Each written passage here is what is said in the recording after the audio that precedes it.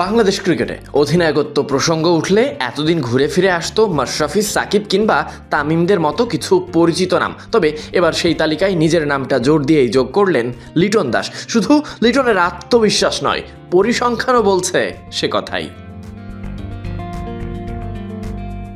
ভালো অধিনায়ক হতে যা যা লাগে সেই সব গুণ লিটন কুমার দাসের মধ্যে আছে। বাংলাদেশের 3 ফরম্যাটের নেতৃত্ব দেওয়া এই উইকেট রক্ষক ব্যাটার নিজেকে দেখছেন সফল অধিনায়কদের কাতারে, বরং অনেকের চেয়ে এগিয়ে। মাঠের ফল, জয়ের হিসেব আর বদলে যাওয়া মানসিকতা লিটনকে রাখছে এগিয়ে।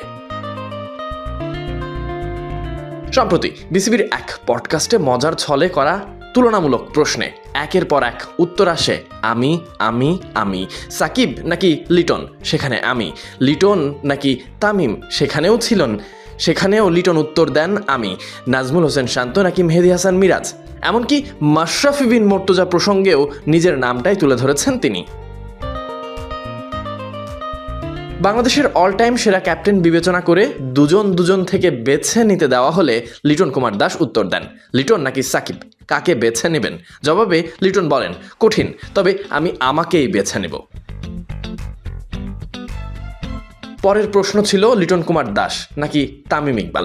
লিটন জবাবে বলেন, রেকর্ডের দিক থেকে আমি।